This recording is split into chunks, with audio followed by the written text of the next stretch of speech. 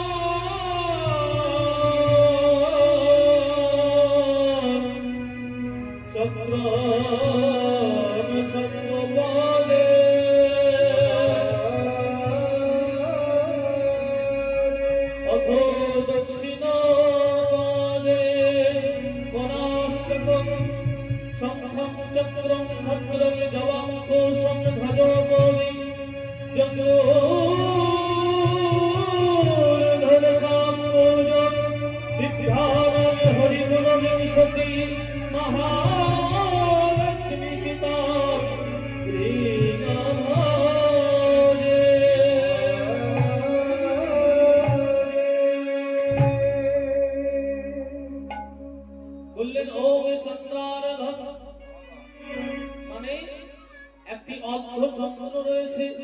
চন্দ্রার্ধন কলসম মানে একটা কলসির চিহ্ন। ত্রিকোণ মানে একটা 3 কোণের চিহ্ন রয়েছে। ত্রিকোণ ধনুষী মানে একটা ধনুকের চিহ্ন রয়েছে। ধনুষী খং মানে একটা গোল মতো আকাশের চিহ্ন রয়েছে।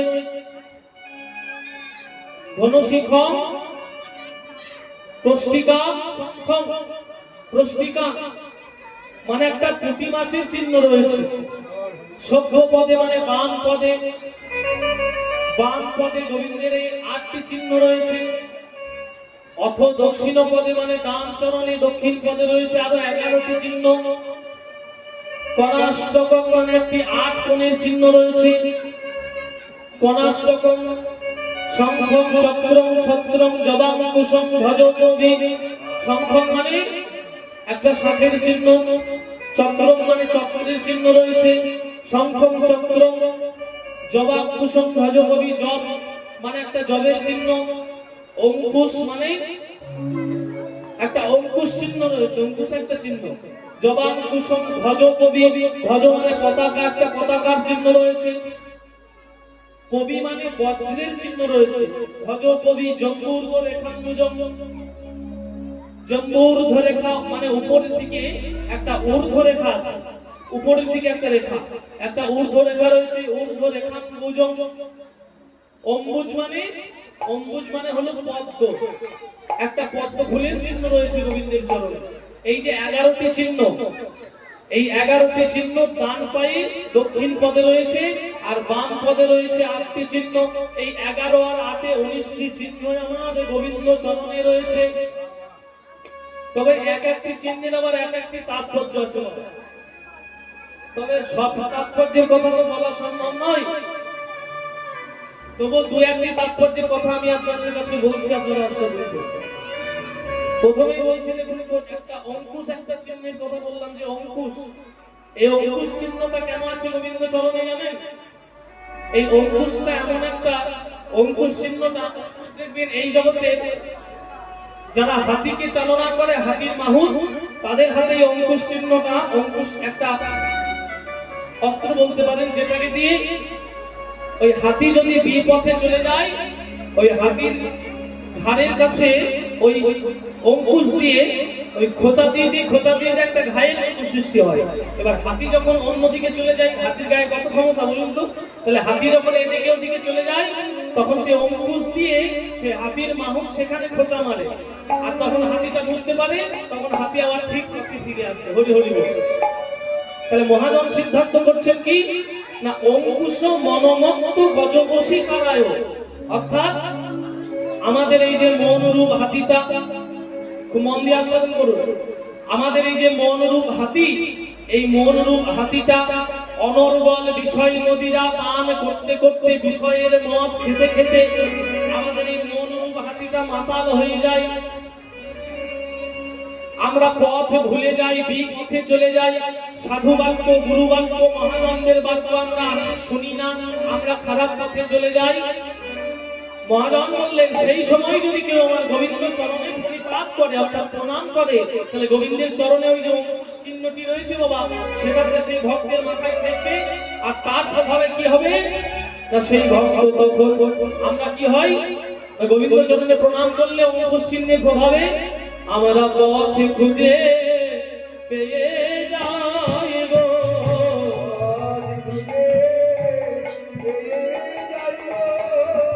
আমরা পথ খুঁজে সেই উন্নত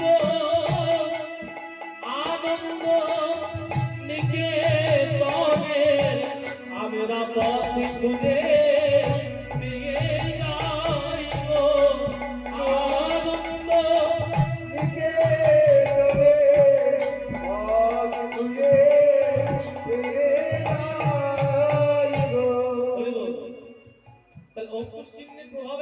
আমরা খারাপ পথে চলে গেলে আমরা আবার পথটা খুঁজে পাই, সত্য পথটা খুঁজে পাই। আচ্ছা, আর একটা চিহ্নের কথা বলা হচ্ছে গোবিন্দের চরণে, যে স্বস্তিক চিহ্ন আছে, দেখুন স্বস্তিক চিহ্নটা কেন, স্বস্তিক চিহ্ন দেখেছেন তো, স্বস্তিক চিহ্নটা কেন থাকে গোবিন্দ চরণে না, মহাজন টিকাকার বললেন স্বস্তিকং শরণাগম স্বস্তয়ে, অর্থাৎ স্বস্তিক চিহ্নটা কেন না, গোবিন্দের চরণে স্বস্তিক চিহ্নটা রেখে গোবিন্দ আমাদের জানালেন যে ওরে জগৎবাসী, তোমরা যদি আমার চরণে কেউ ভজন করো, তাকে আলাদা করে আর ঘরে শান্তি সুন্দরম করার প্রয়োজন হয় না। রাধে রাধে। আমরা ঘরে শান্তি করার জন্য, শান্তি সত্যয়ন অনেক পূজা পাপ অনেক কিছু করি শান্তি করবার জন্য, কিন্তু গোবিন্দ জানাচ্ছেন কেউ যদি আমার চরণ ভজনা করো, কেউ যদি গোবিন্দকে ভজনা করে, তাকে আলাদা করে আর শান্তি সত্যয়ন করার প্রয়োজন হয় না। তাই গৌর হরি হরি বল। আর একটা চিহ্ন দেখবেন, কবি মানে বজ্র, গোবিন্দের চরণে বজ্র চিহ্ন আছে, কেন আছে না, এই যে আমরা মানুষ, ত্রিগুণান্বিত মানুষ, সত্য রজ তম, তিনটি গুণে ভরা মানুষ। তো সত্য মানে সত্যগুণ, সত্যগুণ, রজগুণ আর তমগুণ। তার আমাদের মধ্যে যেমন ভালো গুণ আছে, আর তমগুণ মানে তামসা, যেটা খারাপ গুণ। আমাদের মধ্যে ভালো গুণ আছে, আমাদের মধ্যে খারাপ গুণ আছে, প্রত্যেকটা মানুষের মধ্যে ভালো খারাপ দুটোই আছে।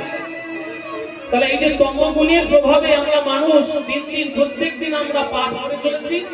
এই পাপ করতে করতে, পাপ করতে করতে আমরা পাপের পর্বত সৃষ্টি করে ফেলি। এই পাপ করতে করতে পাপের পর্বত সৃষ্টি করে ফেলি। এবার সেই সময়ে যদি কেউ আমরা গোবিন্দ চরণে প্রণামে জানাতে পারি, তাহলে গোবিন্দ তার চরণের ওই বজ্র চিহ্ন দিয়ে কি করে জানো, গোবিন্দ তার চরণে সেই বজ্র দিয়ে ভক্তের সেই পাপ পর্বতকে বিদীর্ণ করে দেয়। ভক্তের পাপ পর্বতকে বজ্র চিহ্ন দিয়ে গোবিন্দ বিদীর্ণ করে দেয়। বিদীর্ণ করে দিয়ে আদর করে ভক্তকে কাছে কাছে টেনে নেয় গো, কাছে বড় আদর করে কাছে টেনে নেয় গো, বলে এসো এসো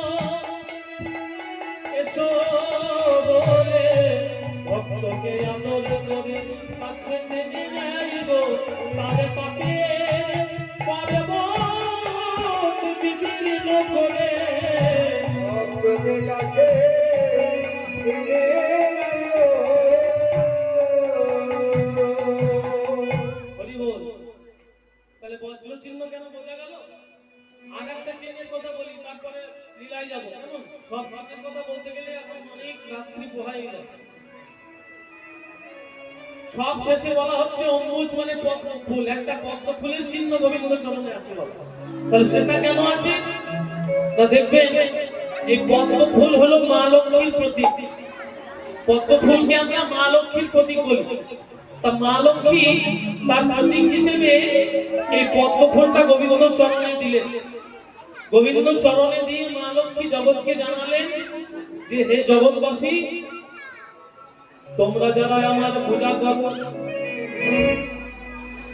তোমরা যারা আমার পূজা করো, আমার ভজন করো।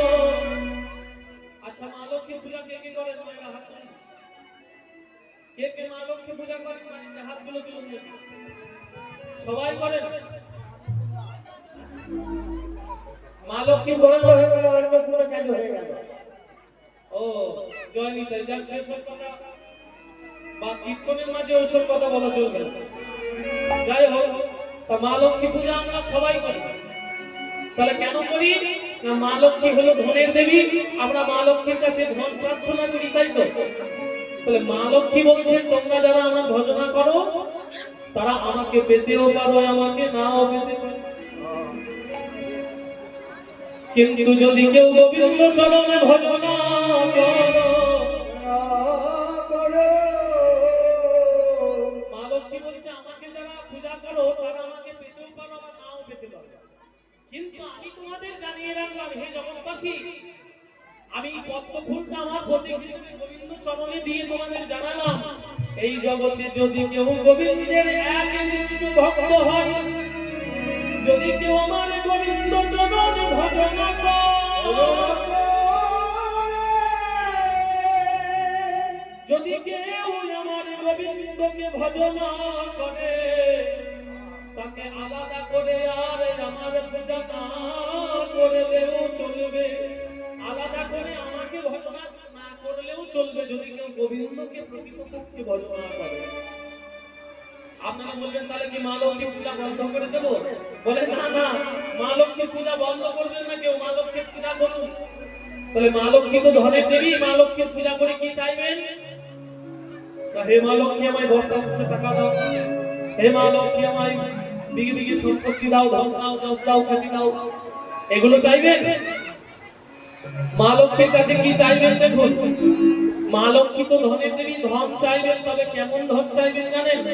বলবেন মা লক্ষ্মী, মা গো তুমি তো ধনের দেবী, তুমি আমায় এমন ধন দাও, সেই ধন দিয়ে আমি শুধুমাত্র আমার সংসারে আমার পরিজনের যেন সেবায় নিয়োজিত না থাকি, সেই ধন দিয়ে যেমন আপনারা করেছেন, হরিসভার আয়োজন করেছেন, ভক্ত সেবার আয়োজন করেছেন, বৈষ্ণব সেবার আয়োজন করেছেন, বাবা এইটাই মা লক্ষ্মীর কাছে চাইবেন। মা লক্ষ্মী তুমি আমায় এমন ধন দাও, সেই ধন দিয়ে যেন আমি সাধু গুরু বৈষ্ণবের সেবা করাতে পারি, আমি যেন ভক্ত সেবা করাতে পারি,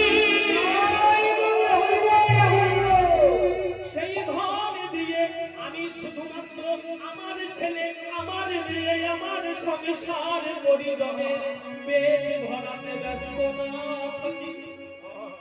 তাহলে সেই ধন পেয়ে কি লাভ? শুধু নিজের সংসার পরিজনের, নিজের সন্তানদের পেট ভরাতে যদি ব্যস্ত থাকি তাহলে সেই ধনের কোনো লাভ নেই। তাই এটাই প্রার্থনা মা লক্ষ্মী যেন আমাদের জানালেন যে যদি কেউ গোবিন্দ চরণ ভজনা করে, আলাদা করে আমাকে আর ভজনা না করতে। তাই হরি বল। রাধারানী এবার আরো বলছে, সখিরে দেখলাম কাঞ্চন বঞ্চন ওরে বসন মনোহর রে,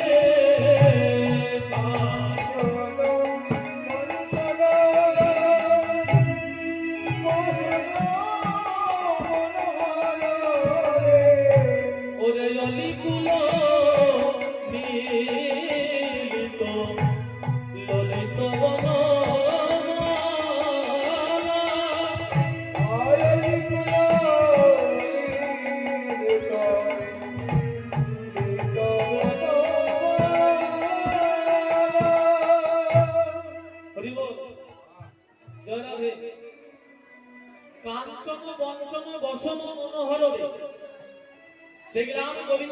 বস্ত্রটা পরিধান করে আছে, সেই বস্ত্রটা কেমন জানিস? কাঞ্চন বঞ্চন।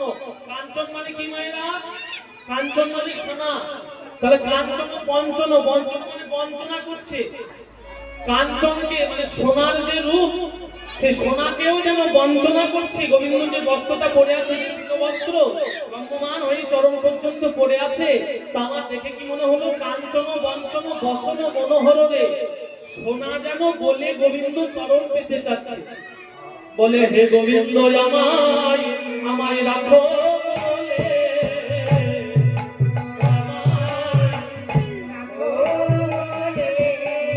যেন সোনা বিগলিত বিগলিত হয়ে পড়েছে।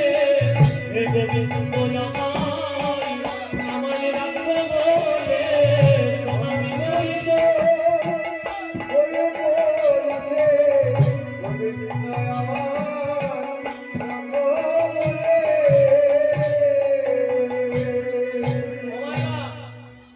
সোনা যেন বলে গোবিন্দ চরণ পেতে যাচ্ছে। আর গোবিন্দের গলায় যে বনমালাটা ঝুলছিল, চরণ পর্যন্ত লম্বমান হয়ে যে বনমালাটা ঝুলছে, সেই বনমালাটা কেমন তার শোভা? বলে অলিগুলো মিলিত ললিত বনমালা। সেই বনমালাতে মোটা মোটা কালো কালো ভ্রমর গুনগুন করছে। আর কি দেখলাম জানিস সখী? তারপর দেখলাম কি? কাঞ্চন বঞ্চন বসন মনোহরে, অলিগুলো মিলিত ললিত বনমালা। তারপর দেখলাম মাঝহি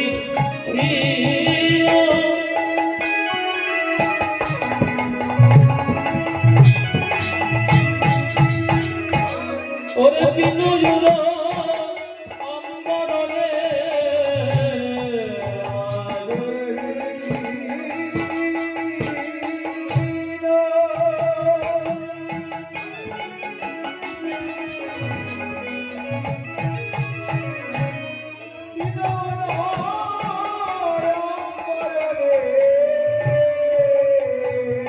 প্রাতর মধুন কিরণমণিরা,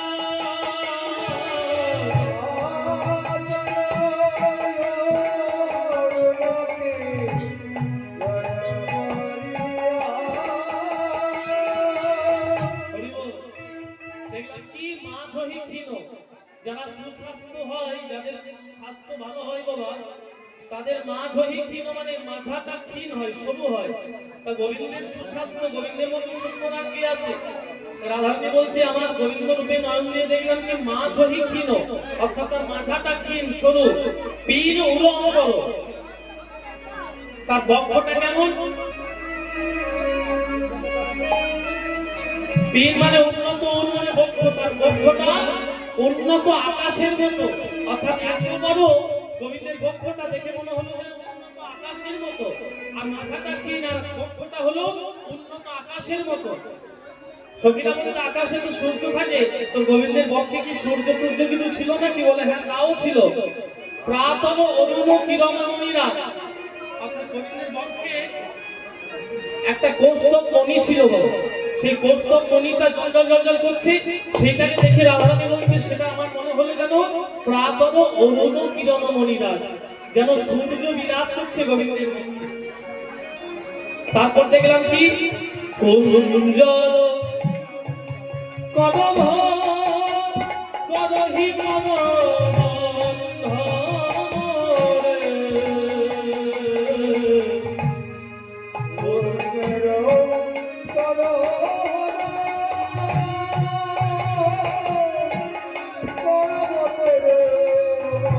করভ,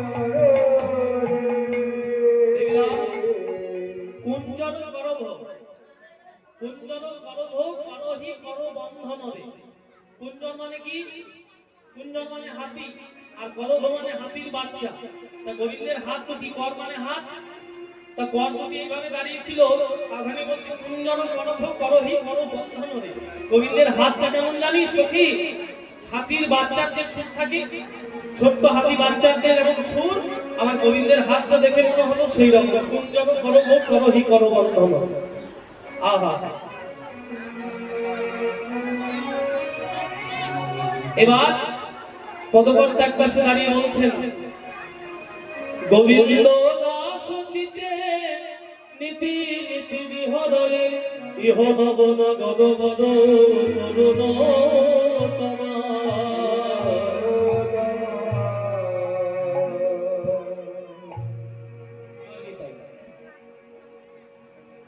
বলে এই জগতে যত গোবিন্দ দাস, শুধু পদকর্তা